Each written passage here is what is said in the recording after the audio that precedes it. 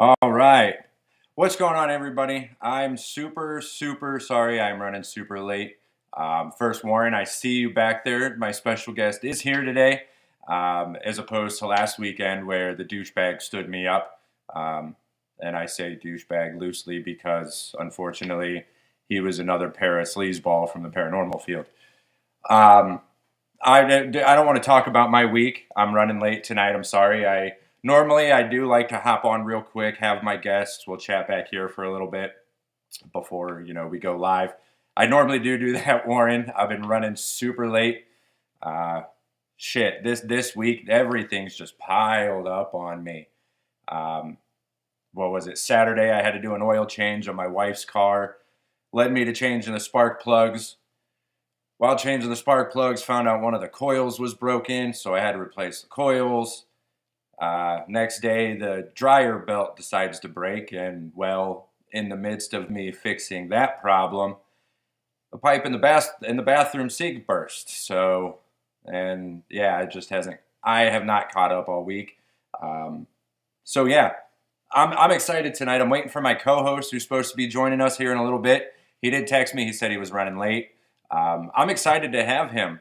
Um, I'm not sure if you've seen the video that I put out today, promoting today's show, but it is a little bit of a reunion. I'm super excited. I remember it was about 9-10 years ago. I had a music podcast, and it was called The Headliner. Tommy was my co-host, and ironically, Warren was one of the first guests we had on that show. So 2 days ago, I was talking to my wife, and I go, man, I should really get Tommy on the show, be a co-host, come hang out. And I messaged him today. He's like, yeah, I'm down for it. And Tommy's a local comedian now, and he's my barber. So it's cool. That's what I want this podcast to be about. I want this podcast to be a lot of marketing, promoting friends, pushing people, growth, accountability. I've gone through a lot of shit personally in 10 years, and I'm excited to see how Warren, his growth with family and balancing music and the band and all that good stuff. But yeah, it's gonna be a good show. I'm gonna have Warren come on here in a minute while we're waiting for Tommy.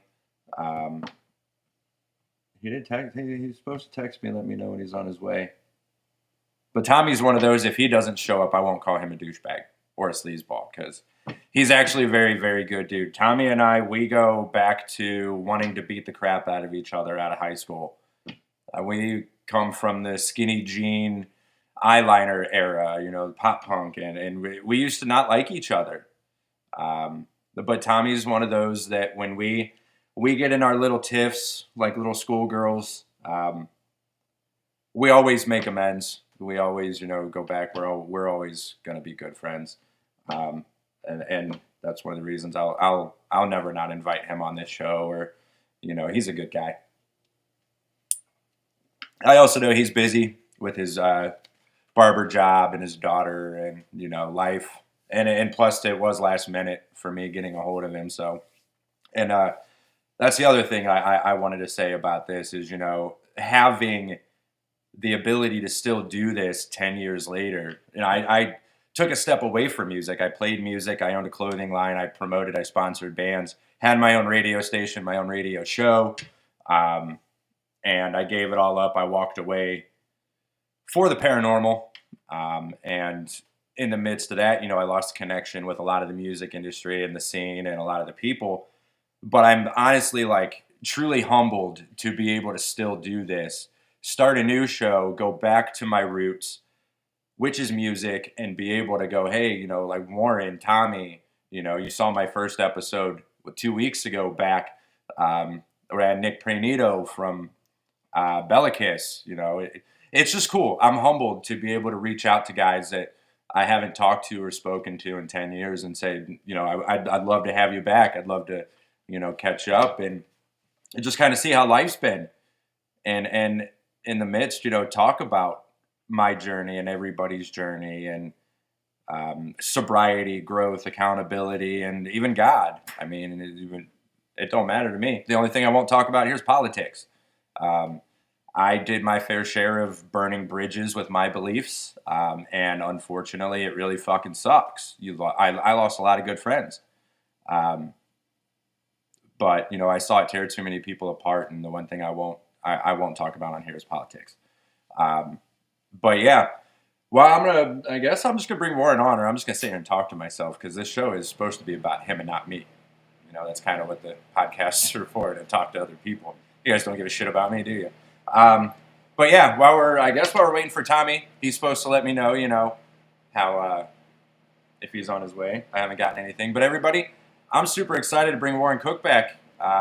You might know him from Flag on Fire. If you don't, definitely check him out. I'm gonna find out if I can play one of their songs today. My last video got muted for trademark, and all the money that I'm not gonna make off that video is going to that record label. So let's just bring Warren in, or I'm gonna ramble. What's going on, man? What's up, man? So good to see you. Oh, you as well. You're looking great, dude.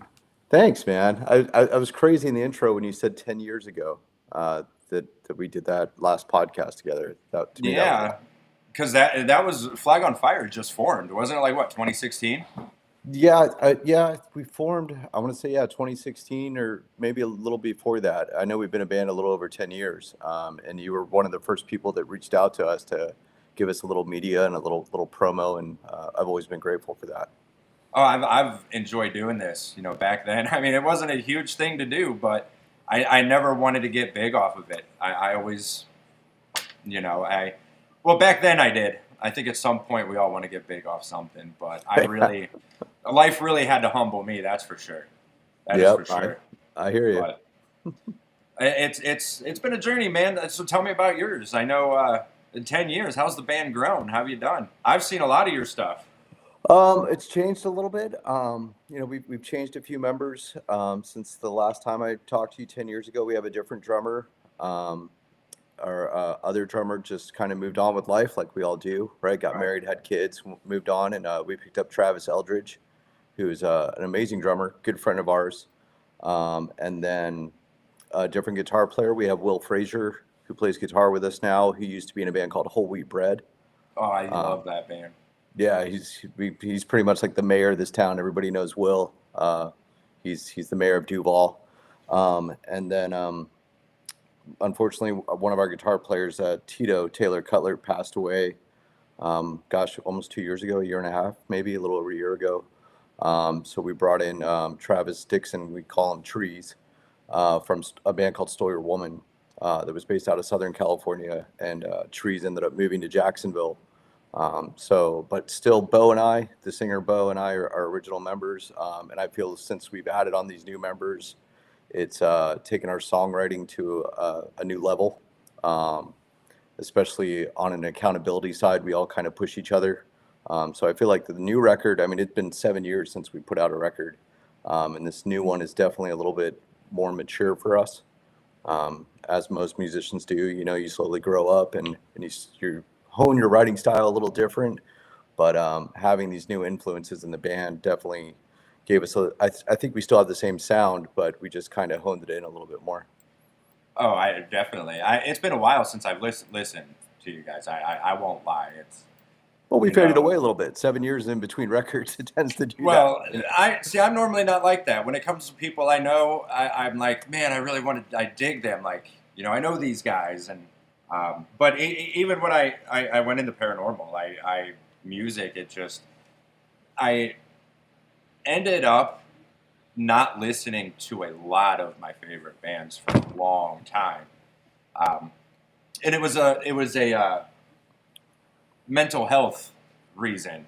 Hmm. I sat down one day and even before I started getting sober, um, I sat down and I'm listening to these bands, like Census Fail. Like Census Fail was one of my favorite bands, um, and I started realizing, and I think I mentioned this on another podcast I was on, or something. I don't remember where I was talking about it, but I started realizing that we listen to these bands and these songs because it gives us an emotion and a feeling, and a lot of times that emotion and that feeling makes us bring up the reasons why we're listening to this song, Hmm. you know. So I ended up not listening to a lot of music because of that. It actually helps a lot with my mental health.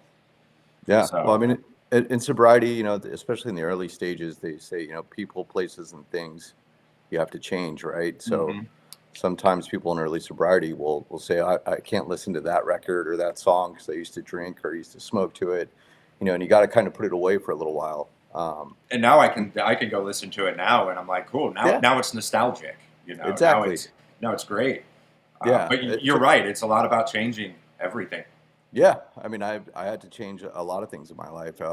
Next month will be 8 years for me. Oh wow, congrats. Yeah, but it took me a while to be able to like there was a couple Lagwagon records where if I listened to it, I'd want to drink because for years I listened to Lagwagon and drank, So it took me a while to be able to pick those records back up, and then even some old like reggae stuff, because I used to like to smoke and listen to reggae, so I'd have to put the reggae records away for a couple years, and then but I mean once you get a stable foundation of sobriety, you can go back, revisit those things, and kind of listen to them under a new light. Oh yeah. I also started noticing, like listening to like your stuff. I've been listening to it some lately.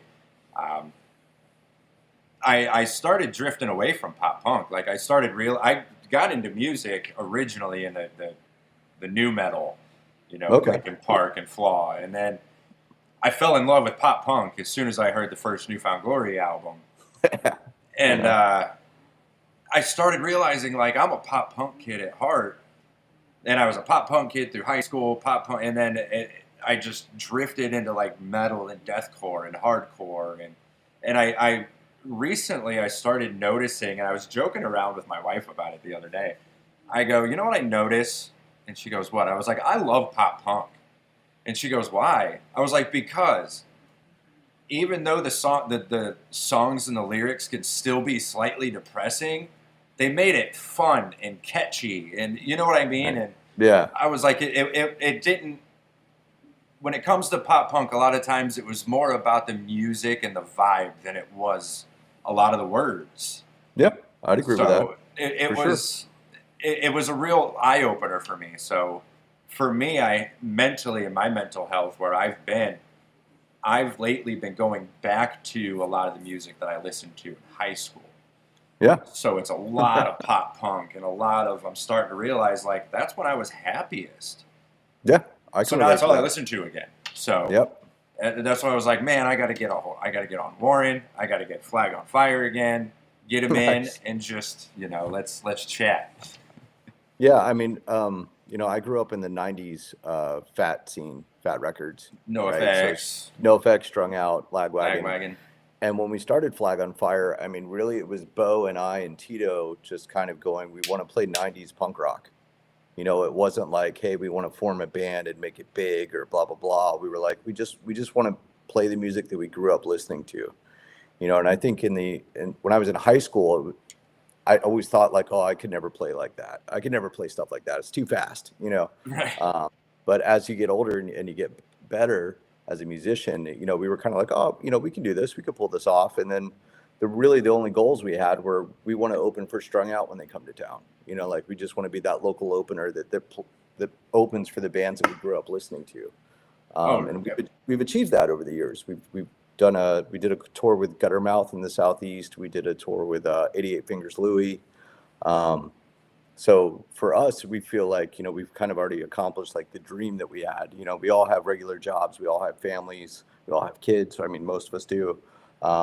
So we're anchored. We're in Jacksonville, but it's kind of fun. Like right now, this week we've been planning like weekend warrior tours where we'll play Fort Lauderdale and like Jupiter Beach, like go to South Florida next month, and then the next month we're just doing like a weekend where we do Ocala, which is just outside of Orlando, and Gainesville.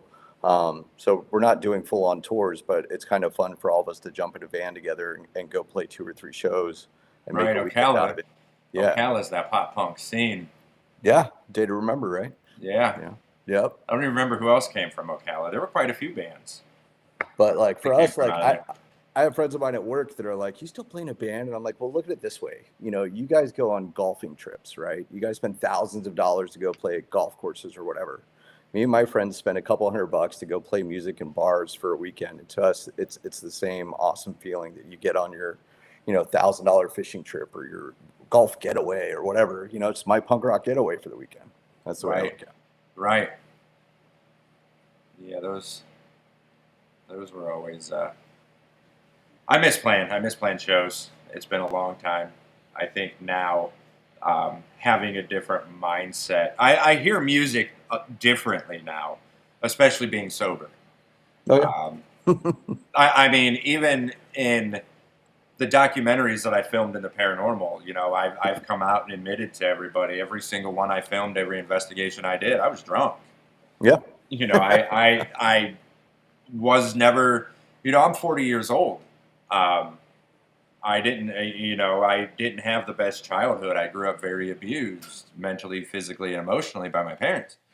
And so it's left me in survival mode, literally for my whole life. And but yeah, I getting sober and listening, I feel like I hear it differently now, even just in the timing, the way I hear melodies, and I'm like, man, I think if I were to ever play music again, it would be totally different. Yeah. I mean, definitely with like a clearer mind, right? You Hmm. remove the fogginess and you can start to observe it better. I'm also not as one of my biggest things with myself. It was my anxiety. It was being your own worst critic is Mm. literally the biggest thing to get over. Which is why that I was a little behind tonight on today's episode. I don't have an awesome intro like I used to. The only thing I have about this podcast that looks good is really, other than my face, is my logo. Right. Um, but no, I used to be that overthinker that was everything has to be perfect until you know until I'm ready to go. Like on one of those websites, got to be done. Logo's got to be perfect. Got to have an intro. Got to do this, and then I'll start my show. But Right. then I started noticing I'm like, I'm just dragging my feet. I'm wasting time. I don't feel like doing it half the time. I miss doing this. So I had to learn to take a step back and reevaluate and just go, well, you're kind of doing it to yourself. You're not anxious. Just realize not everything has to be perfect right away and just let it kind of build itself.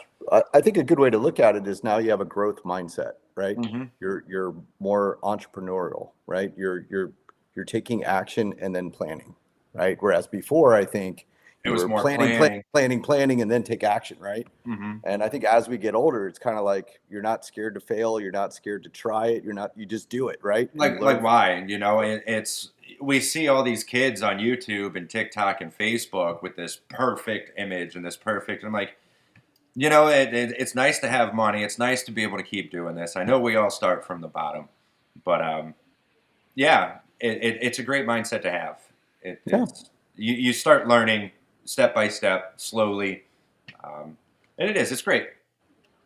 yeah, you got to take action, man. And yeah, I had to get rid of a lot of thinking. Um, I won't lie, my old favorite. I won't even say mentor or whatever, but I used to listen to a lot of Andrew Tate, and I Yeah, realized he's garbage. He is terrible. What he preaches, and somebody who claims to be Christian and believe in Christ, he's not doing it right. okay. So I stopped listening to him, and that really started changing a whole perspective in my mind, and it was life changing. Nice. Yeah, I mean, I like how you also said in the intro, we don't talk politics. And that's Yep, it great was. because the political divide right now in our country is scary. It's getting Like worse. you said, you've lost friends. I mean, I've lost friends to it, and it's just it's super scary. So it's politics and religion are always the two things that can start a big divide.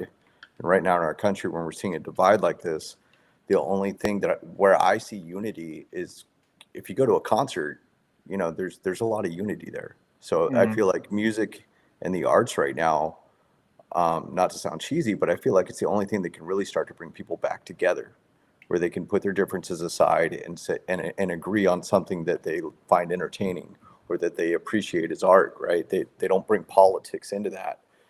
Very rarely do they bring religion into that, right? So it's if we as a society can focus more on the arts, more on things that we can do together, then maybe one day we can shrink that divide that's going on in our country right now.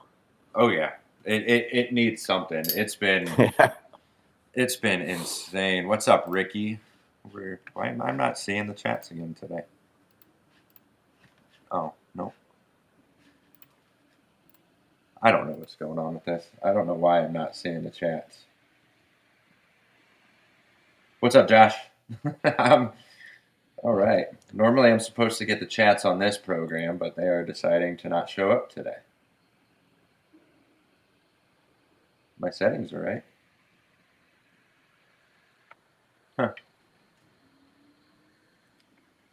Yeah, even as we were, I'm looking at this computer over here because even as we're talking about growth and doing better, I'm still using the 2013 iMac. So there's times it'll still start over. It'll start over. It'll restart. If I do too much on it, it'll freeze. And I was waiting to get a new computer, and I'm like, it still works. Yeah. I don't care. I got this laptop here. I'll do the important stuff on that. Keep this one because it's a better camera, better quality. Keep it. Oh, Tommy's here. I should bring him in. Where are you? Okay, is that why? Well, Tommy, you're here. I was trying to interject.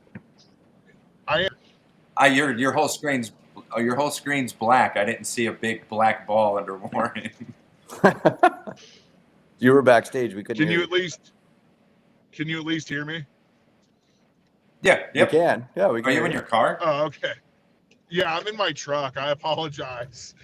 No, you're good. I told you I was going to do this, and I couldn't get home in time, so I was like, all right, I'll just throw it up on the phone in the truck while I'm driving. Here. I was just over here rambling. Hey. What's up, Tommy? We don't need a reason for you to get pulled over. What's up? I don't care. If I get pulled over, I'll take another speeding ticket. It'll be entertaining at the very least. Right. It'll be fun, yeah. A live interaction with a cop. Yeah. Fantastic. Now that you mention it. But I wanted to say, when you brought up Ocala, isn't Newfound Glory and Under Oath, aren't they all from Ocala?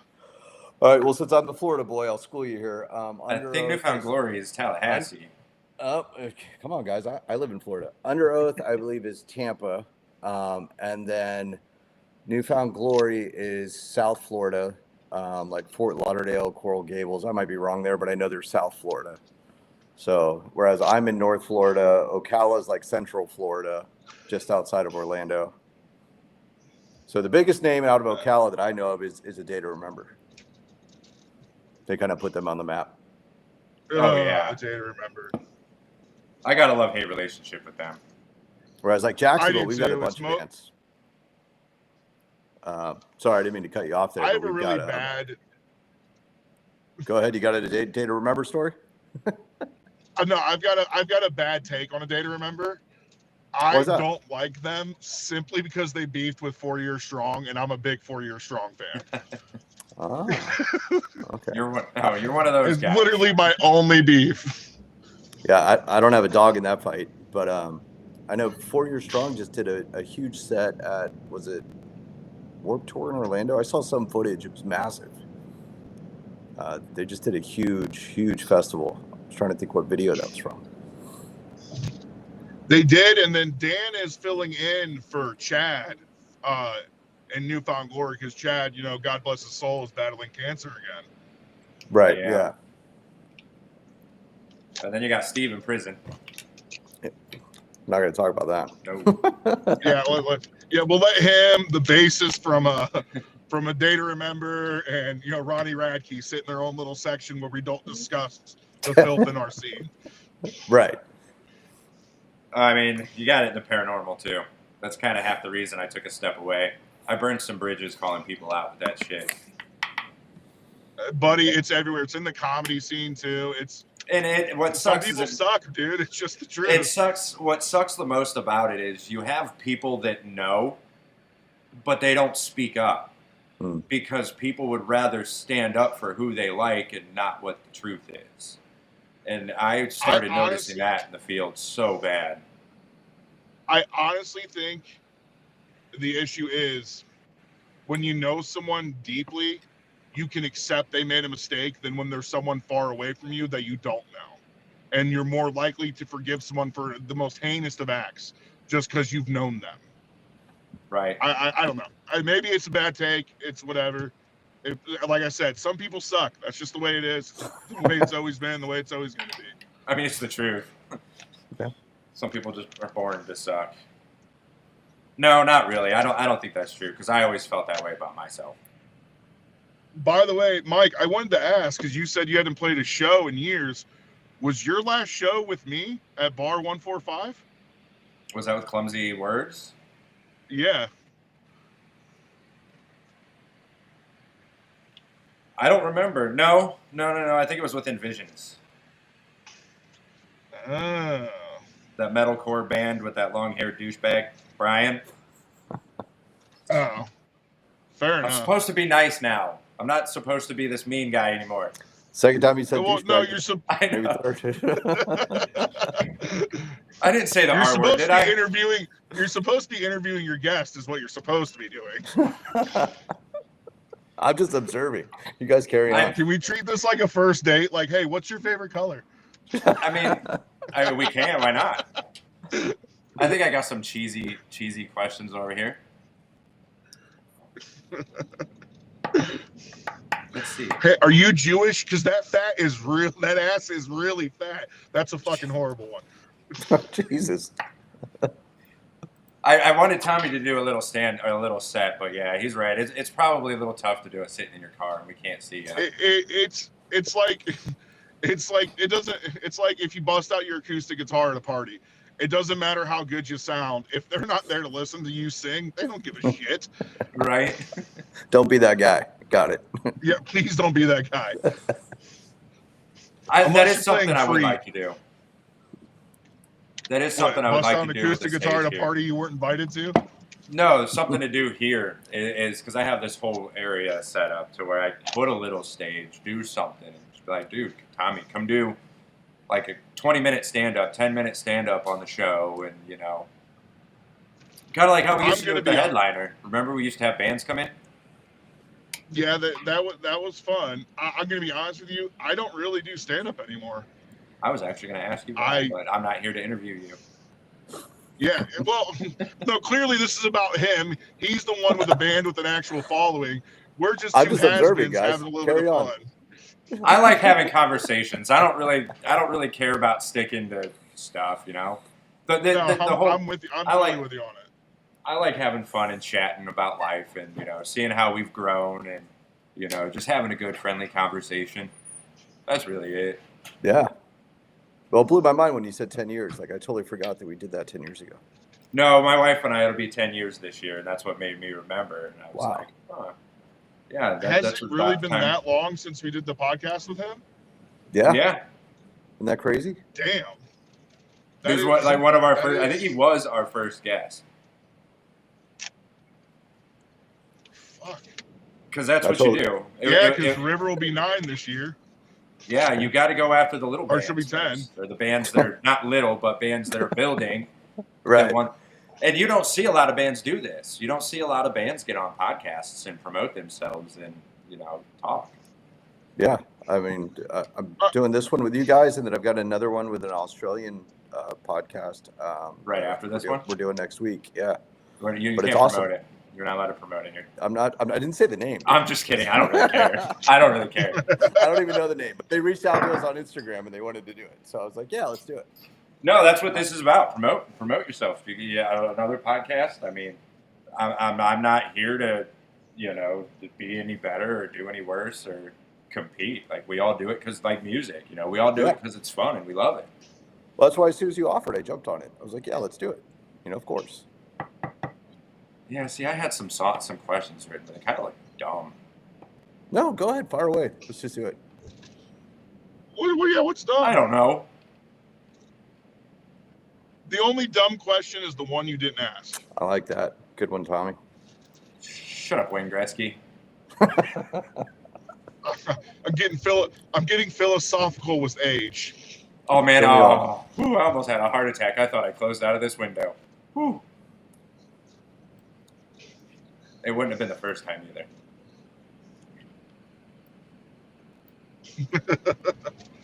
Well, I know since we've done a lot of growth. What's that, Tommy? I was going to say to your point about bands not doing podcasts, it seems like that's not really the vibe with everyone these days. Like the best way to promote yourself is get like a TikTok following or something like that. Yeah. I seem like that feels like the route every band's going nowadays. It's working. They keep telling us to do that, and we're too old. So we just haven't done it yet. I think maybe my guitar player has a TikTok, but that's about it. You know, we'll probably get there eventually.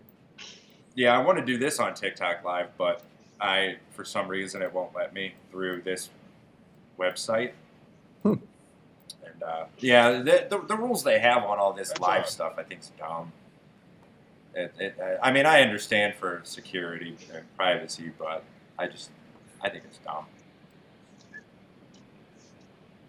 I've never, I have a TikTok. I don't think I've ever posted a video. I've never looked at going live. I am but a simple barber. I have no reason to do any of that. But a simple barber. Oh. I don't know, man. I like your little barber shop. I like coming there, you know. I do got to schedule Nico again.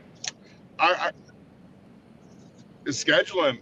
I love barbering, man. It's why I love stand-up. I get to basically do, 20 minutes with someone every time they sit in my chair. And it gets to be more intimate and more personal, and it fulfills the calling that I think stand-up wasn't giving me. It's awesome. I should come film a video. I would suggest to anyone, if you're thinking about getting into barbering, do it. I should come film a video for you and promote. Get yourself a commercial made. Dude, if you wanted to, I mean, we could set something up. Granted, though, I like how the one time you were in the shop, I was like, hey, we're busy. Grab some photos, hoping you'd take pictures of everybody in the shop and all of us cutting. And all you did was took a photo of me. You told me to take a picture of the whole shop. I didn't know how many you wanted. And you took objectively the worst photo of me of all fucking time. Nice. I look like the dude from I look like the Gru from Despicable Me. I got real skinny legs and this super round top. I mean, I did warn you. I said, hey, my wife's at work right now and she's the photographer, so don't get mad at me. Glad to know you've been holding that in. Oh, I've been thinking about it since the day it happened. I hear it in your voice. No, it's great. I mean, yeah, seriously, if you need it, I'll actually come down and we'll do something, whether anybody's there or not. When we finish the website, we'll go back into it. That'll be fun. It's been a while since I filmed, but I know one of the questions I know I did have, especially for Warren, is while you guys were writing, I know you took that 7-year break before you put out your new album. Did you guys practice in between, or did you guys have to come together after so long and relearn songs, kind of relearn a vibe, energy? Well, that's what was crazy was, COVID was in the middle there, right? So, COVID is COVID, right? I'm not going to blame it all on COVID, but we were still playing shows. We were just beating the hell out of that last record, practically the best you've ever been. And we were slowly writing material. So some of the songs that are on the new record, we've been playing for 4 or 5 years. And kind of gave us the advantage to where we got to play them live, go back, reevaluate them, tweak some things. Really, I would say a majority of those songs are at least 2 years old. There's a couple brand new ones on there, but some of them on there, like Carry On, Rewind, we've been playing for at least 4 years, 3 years, something like that. So we were still practicing. We practice every Tuesday night. That's the one night that we just all hammer out in our lives. We make sure that we have Tuesday nights available, and for the most part, we hit every Tuesday night. And for years, we were just writing. And with the new members joining the band, it was kind of like when Trees joined, our guitar player, he had like a song that he wrote years ago, and we were just like, yeah, let's bring that in and let's tweak it. So even though we weren't putting out new material, we were still pretty active. I mean, we'd never stopped playing shows. We may have slowed down the amount of shows we played. We may have gone down to like one show every few months, but we never stopped playing. We've constantly been grinding. Oh, nice. In the midst of all that, like the writing, was there anyone, like, even in the old record, that it kind of took a while? You knew you had a deadline on songs you wanted to put out and write or feel. Were there any that just kind of like took the longest to go, that feels right, but it didn't at first? As far as like the length of time it took to write one song? Is that what you're asking? No, like I know I've put out music and stuff I've done that I'm like, yeah, that kind of doesn't sound right. It kind of doesn't feel right. Well, the luxury, emotionally, the luxury we had is we didn't have a deadline to put this record out. Obviously, we waited 7 years, right? So we waited until we were comfortable with the 12 songs we had before we even booked the studio, really. And we were able to fund the recording strictly with the money we made from the band. Like every dollar we made from shows, we just put it in a little band account, like a little piggy bank. And then that just paid for the recording. So then when it came time to put the record out, we went to a few labels and just said, look, we've already paid for the recording. We just want you to press it, help us put it out. And that's how we ended up back on Felony Records, which is where we were with the last record.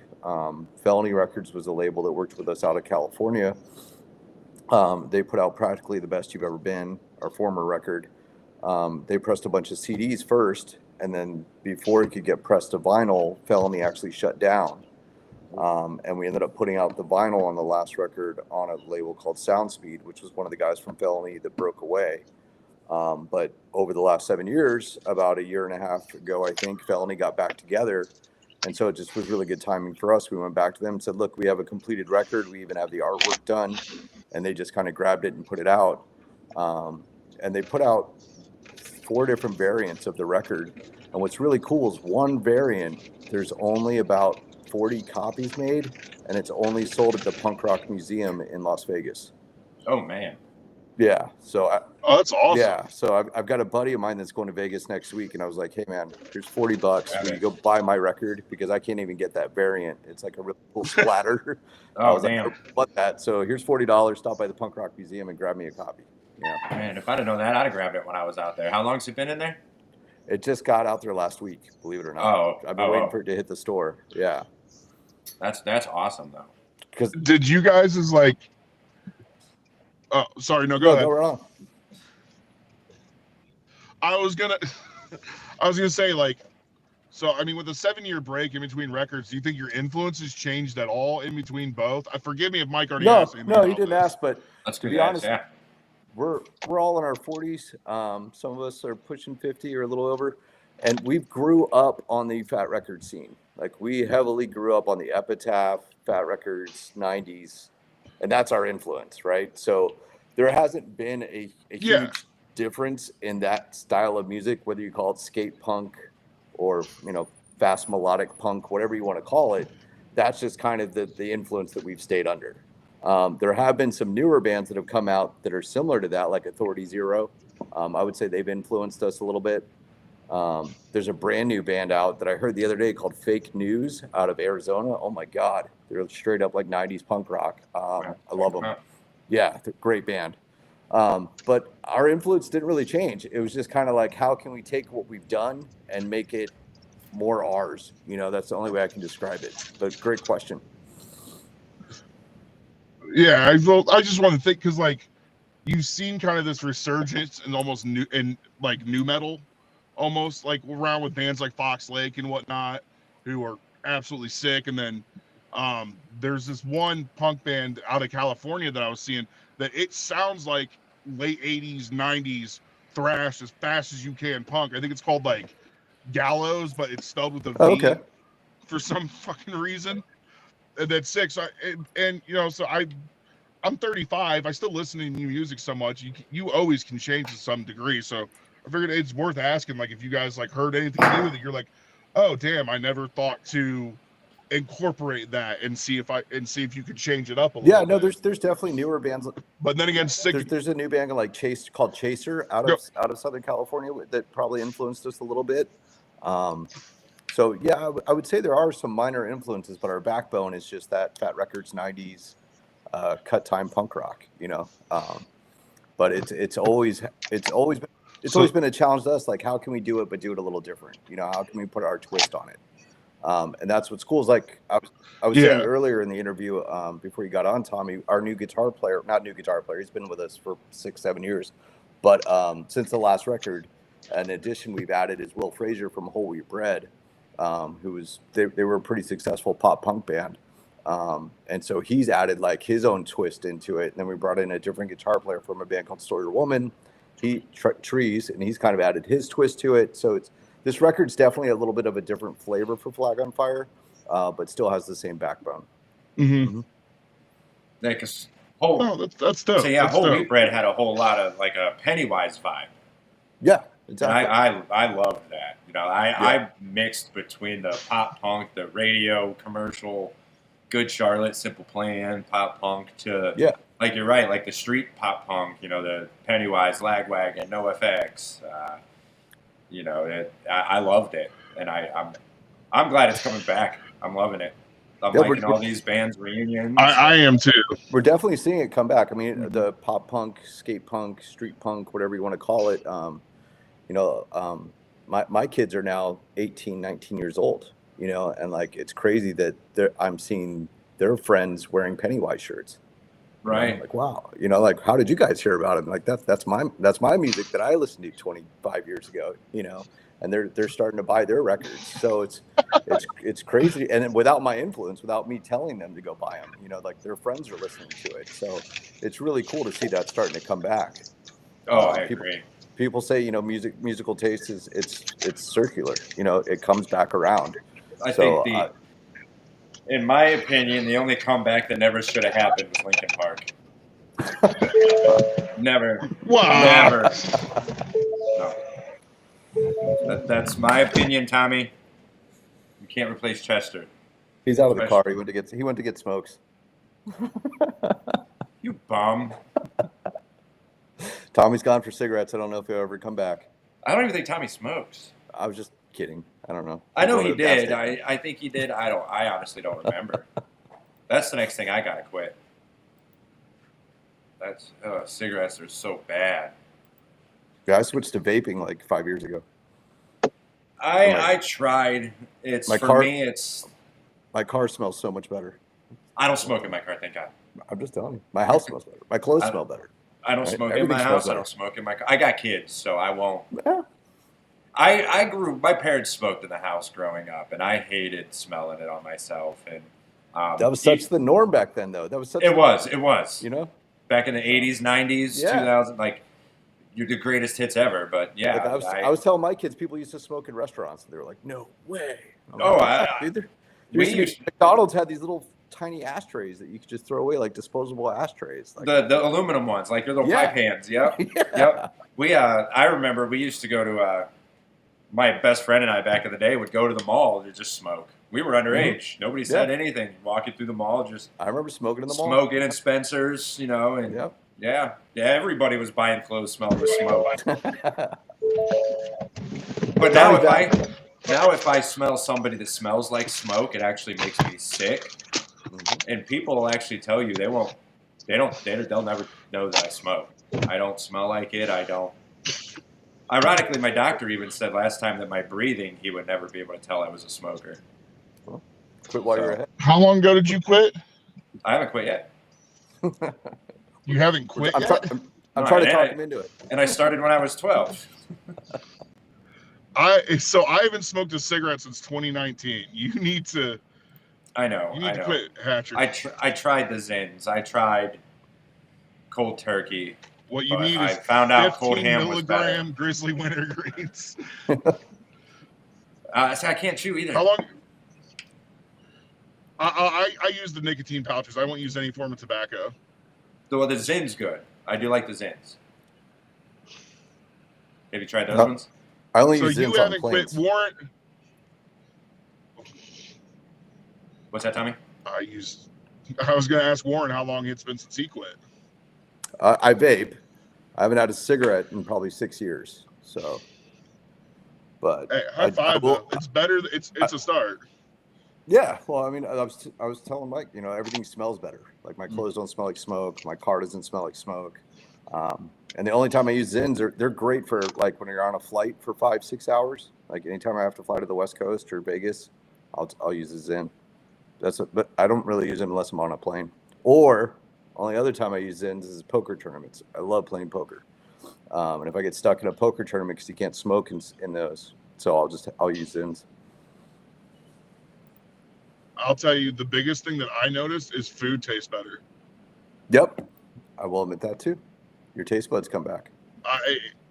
I hated spicy food until I quit smoking cigarettes because all I could get was the heat, and now I can actually taste the flavor. Yep. So I got fatter after I quit smoking. That normally happens. Oh man. No, for me it's the taste that makes it the hardest to quit. The actual taste of the tobacco. Really good. Just the air, the taste of the air. Yeah. You know what I mean? Like, I know the difference in the taste of smoking a cigarette than hitting a vape. I mean, I got a vape. I do vape, but I mean, I do. Just I get do a need to really quit delicious cigarettes. vape. I can't like do fruity. Oh, I really? can't do sweet. Apple watermelon, something like that. Oh, I end up spending more money. I end up spending more money on that than I do a pack of cigarettes because I get bored of one flavor. Not if you buy a refillable, right? Like this pod, I can refill and I can have 10 different flavors. And each time I fill it, which is like once a day, I put a different flavor in it.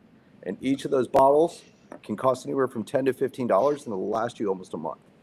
Yeah, I used to work at a smoke shop. So much cheaper. That's when so you know what I'm talking about? Right. Yeah, I quit for a long time. You can make it where it's cheaper. You can make it where it's cheaper. Yeah. But if you're buying those disposable things that are made in China, like those are like $30. Like that's what my wife smokes, and she buys a new one every 3 or 4 days, and that's like $25-$30. Right. Those disposable ones. You get bored of that flavor after so long. Right. And here's another question: is what do people do with those disposable ones? Like my wife just throws them away, right? Like. Yeah. And I'm not a big Greenpeace Save the Earth person, but Jesus, like we're throwing those, like think about how many thousands of those are getting thrown in the trash every day, and they're filled with microchips and USB-C ports and blah, blah, blah. Right. Like, you think somebody would go, hey, like there's a way to recycle those money, I'm sure. Like if somebody was like, hey, put them all in this recycling container, collect them. I don't know. It's just a lame brain idea I had, but it's crazy how many millions of those get thrown away every day. I never really even thought of that. I mean, they've got chips in them. They have to, and they're rechargeable, so they've got to be reusable for something. Make you think, huh? Yeah. I mean, all our techno trash is just going to gather up somewhere eventually. All of our electronics have become so disposable. Yeah. Well, it's funny because, I mean, not to talk about what I do for a living, but what I do for a living is I sell refurbished electronics. I work for a company called PC Liquidations, and we basically buy like old companies, laptops, computers, monitors, we refurbish them and then resell them. So there's a way to do it with that kind of stuff, but like the stuff that's just disposable that people throw away, that's just got to pile up, you know? It sucks. Oh, yeah. It does make you wonder. Mm-hmm. I think it's funny to think that Warren sits around all day just refurbishing those little black Dells that every office has like a million of. Yeah, the little tiny micros. Yeah. Hey, like the Lenovo's. Yeah. Lenovo's. Yeah, I always wanted to, because I have my gaming computer. I always want to make a sleeper build of my gaming computer inside one of those boxes. Just so when I show people, they'll think like, "What are you doing with that? How is that going to play anything?" I've considered getting a gaming computer just for video editing, just for the speed. Not a bad idea. Buy it quick, man, because RAM is going through the roof right now because of AI. Oh yeah, AI is not cheap. AI data centers are buying all the RAM. Mm-hmm. So I watched RAM prices quadruple since December. I'm talking 2 months ago. Like, it's what it needs to run. And that's it's insane. And that's even with what Asus stepping into the space, or as it was, is it not Asus? Is it Asus? I can't remember how to pronounce the name. They're now stepping into the RAM space. It's a whole new company, and it's still just jumping up in price. Yeah, even Samsung, who manufactures RAM, can't keep up with it. Like it's crazy. Yeah, that's one of the reasons why I stopped using and making a lot of AI is my computer's so old, my RAM's not fast enough. Right. Like I was building it, I was learning how to build it, I was learning how to code it and wire it and run it and train it, but my computer's so old it wouldn't handle it. And it sucks because it was fun to learn. It was fun to, you know, like, yeah, it's, as a graphic designer, my input on this is I do see a lot of graphic designers say, you know, they shouldn't do AI. It is killing the graphic design industry, but I use it. I'm not afraid to admit it. All of my flyers that I use for this show as a graphic designer are AI. Right. The only thing that I do is I go in, I fine tweak it, do all the text. I follow there is a AI rule. You do I think it's 80% AI, 20% Photoshop your own work. So I follow that rule. I believe that when it comes to things like this, if I just want to lighten my workload, I'll use AI to create something. But if I'm going to start a clothing line or I'm going to design somebody a logo, I'm not using AI. I'm actually putting my name on it. Right. But it sucks. That Can I present a hot take on this? Well, I was going to ask him what he thought about AI and taking over the music. Well, Warren, if you want to go first, you can go first. But I think I have it's probably the worst take of all time. I don't care. I really don't either. Like when I think about it, you know, there was probably the same arguments being made back in the 40s when they transitioned from like cell shading and that style of animation. And then when computers came out and it helped out, and then you had iPads and Procreate to help you make stuff. You had Photoshop to help you make stuff. Yeah, every generation before that was probably bitching and moaning because the next generation got it a little bit easier. But at the end of the day, it's progression. It's the way it's going to happen. You can fight it and be left in the dust, or you can learn how to put it into your toolbox and get better. Right. Yeah. Because at the end of the day, if you have no artistic talent, there's no amount of AI in the world that's going to help you design a fire logo, a good photo, a great song. You put AI in the hands of a true artist, it's going to make true art. Mm-hmm. So that's true. Bitch about progress. All right. Yeah. Well, I mean, I think if you don't embrace AI, you're going to get left behind. Minus these AI bands that are taking over the charts and. Right, but I think to Tommy's point, it still has to start with some kind of musical input, right? AI doesn't just create it; you have to tell AI what to do, right? So, I'm a strong believer in use AI, yes, but you have to refine it, right? So it needs a human touch in order for it to be successful. It can't be 100% AI. Correct. And full disclaimer, there was no AI used on our record, but I just want to make sure I'm not saying that here. I'm not saying robots wrote our record at all. But I will say, punk rock should be the last brand of music to embrace any type of AI help. I agree. You know, let's keep especially AI if it's only 4 chords. Right. I mean, come on. Yeah, we don't need AI for that. It's 4 chords and anger, baby. Just keep it simple. A little bit of politics and angst. We're good. It's a simple formula. Don't throw AI in it. But like, I mean, even when I use AI for work, you know, like I still have to somewhat draft it, throw it in there, let AI do its thing with it, and then pull it out and kind of put my taste on it. So that way my boss doesn't think, oh, this is just AI bullshit that he just handed me, right? Mm-hmm. So. Yeah, and that's the same reason why I'll make AI posters for my barbershop. And you can definitely tell, yes, it's AI, but you can also see like where I pulled the inspiration from, like how I broke it down to make it have a feel of me and have my own style your put thoughts into it. Right. Yeah. Nope. Yep. I get it. So I think we need to embrace it more instead of trying to be old heads and be like, well, but back in my day, we didn't do that.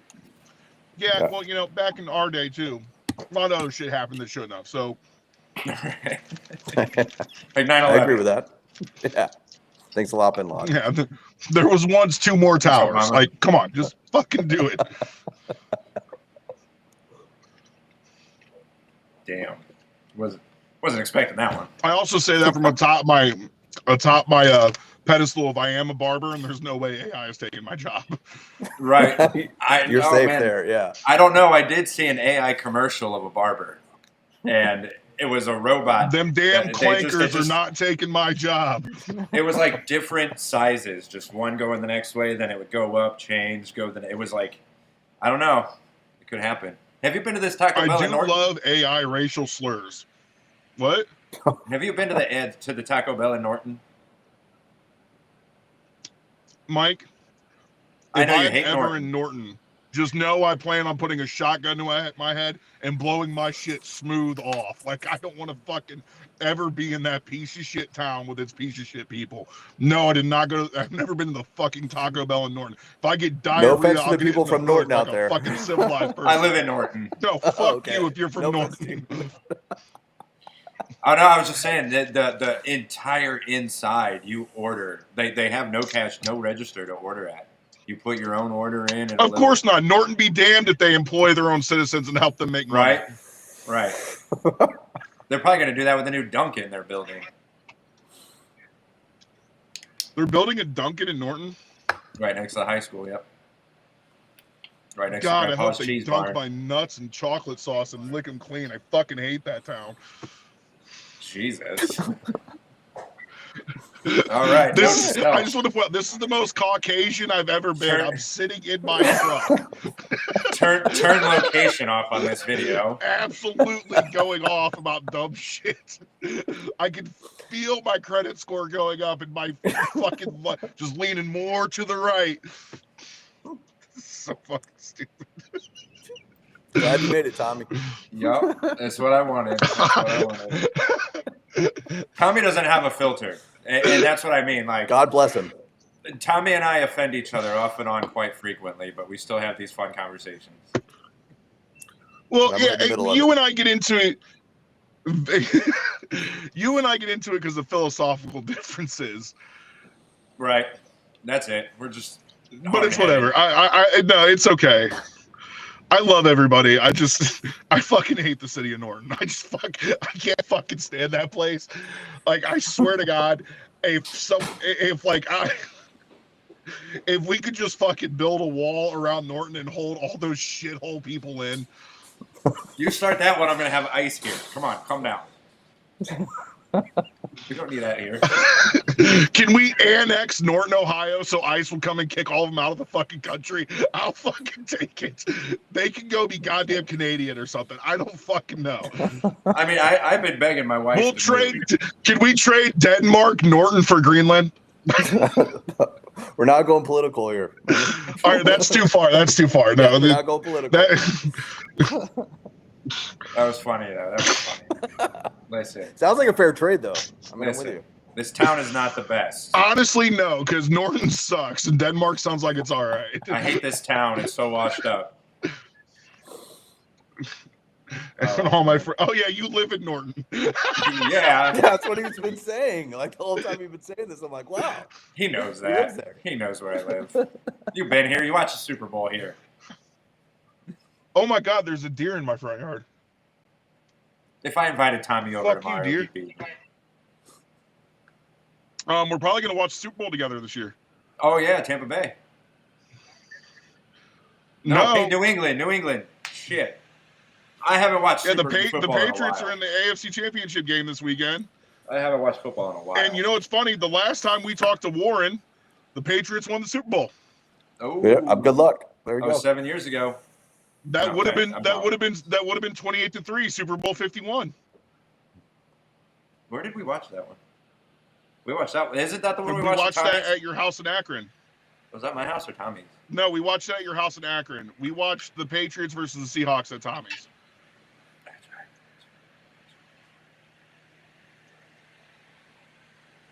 On that note. Yeah, go Patriots. Right. If we did, then yeah. Because the dumbest nickname of all time. Yeah, if they make it, yeah, I'll do another Super Bowl party. It'll probably just be me and you. I don't talk to Cody anymore. I don't know why. But anyways, Warren, do you watch sports? I do. I'm a big Jags fan, unfortunately. So I struggle with my Jaguars every year. Oh, This year wasn't bad though. We went fucking 13-4. We went 13-4 this year. So it was an improvement. Last year we were 4-13. Yeah, you guys didn't do bad. Yeah, it wasn't horrible. So I'll take it. I was genuine. I thought you guys were going to be bottom of the league, and you weren't. That's what I expect every year. So it was a nice. And that's what we in Ohio get every year.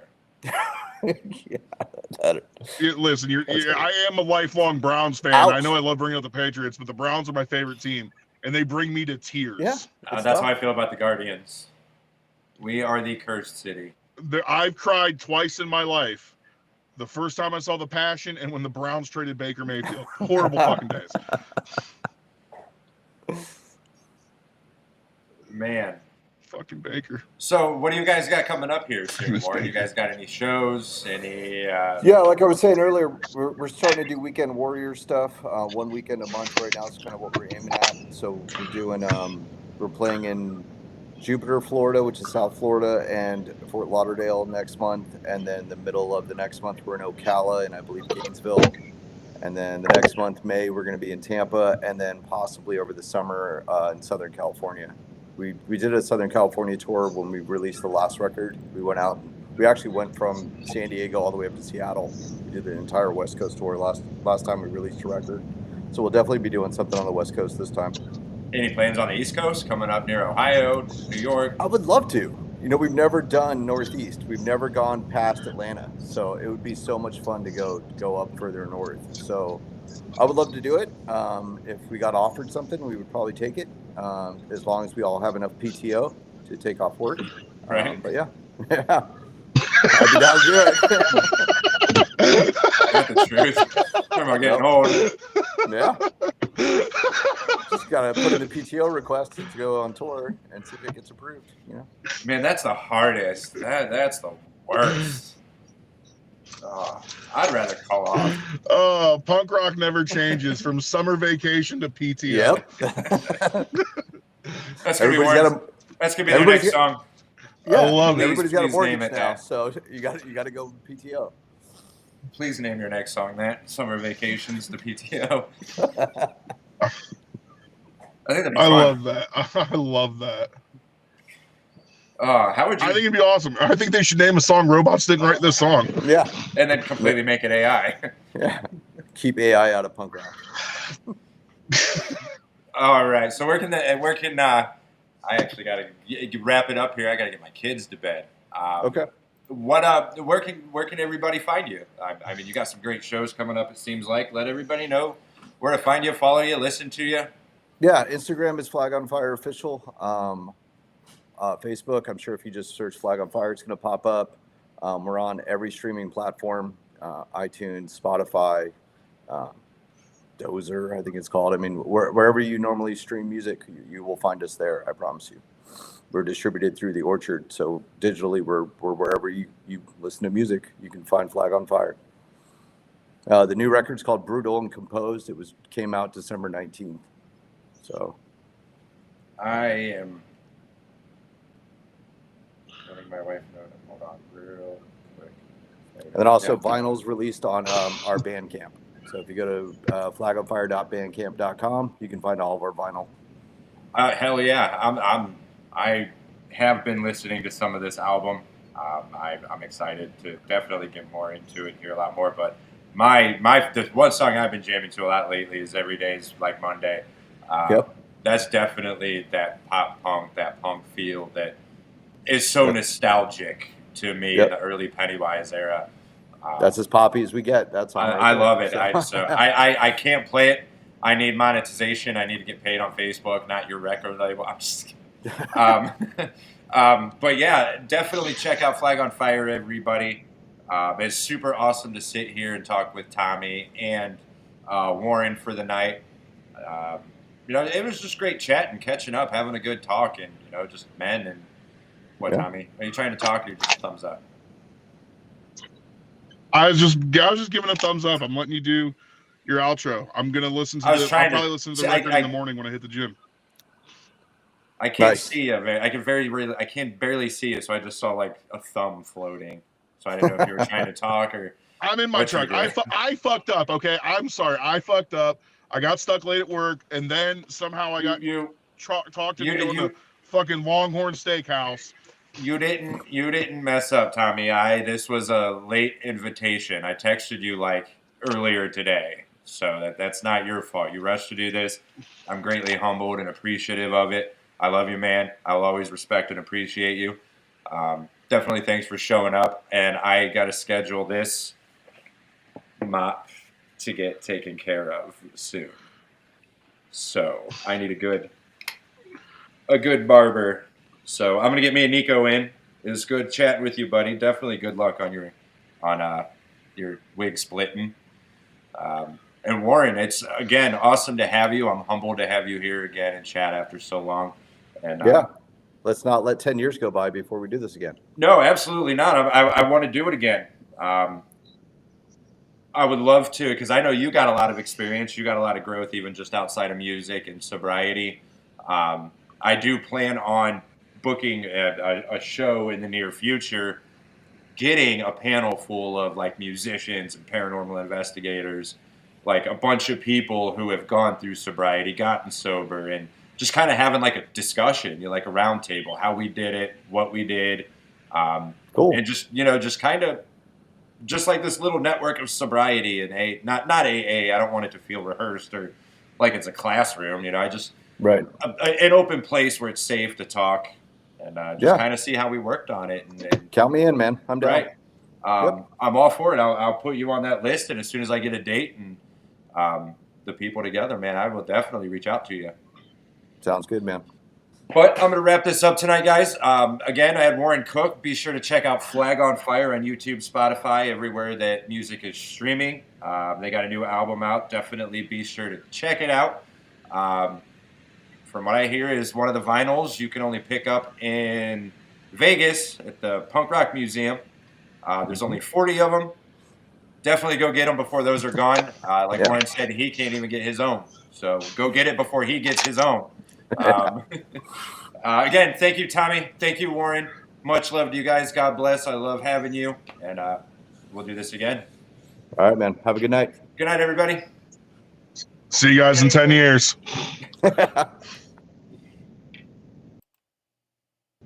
All right, guys. You had it. I had Warren Cooke, such a great guy to chat with, such a good guy to talk to, and Tommy joining in. I apologize. I didn't get Tommy in as early as I wanted. I didn't see him sitting behind stage. Sorry, Tommy. Loved having you anyways. But thank you, everybody, for joining. Check it in. Send in the comments. Next week, I am joined with Jeff Kaiser. I don't know if you guys remember the first episode. I had Jeff and his wife, Crystal, on. They're paranormal investigators. They're down in Georgia. I got Jeff coming on. Crystal is taking a vacation by herself. Maybe I'll find another co-host. Maybe I'll find somebody to randomly come in and chat and have a good time. But until then, everybody definitely be sure to head over to all of our social medias. Go ahead, check it out down there. We're up on TikTok, Facebook, YouTube. That's where we're streaming live.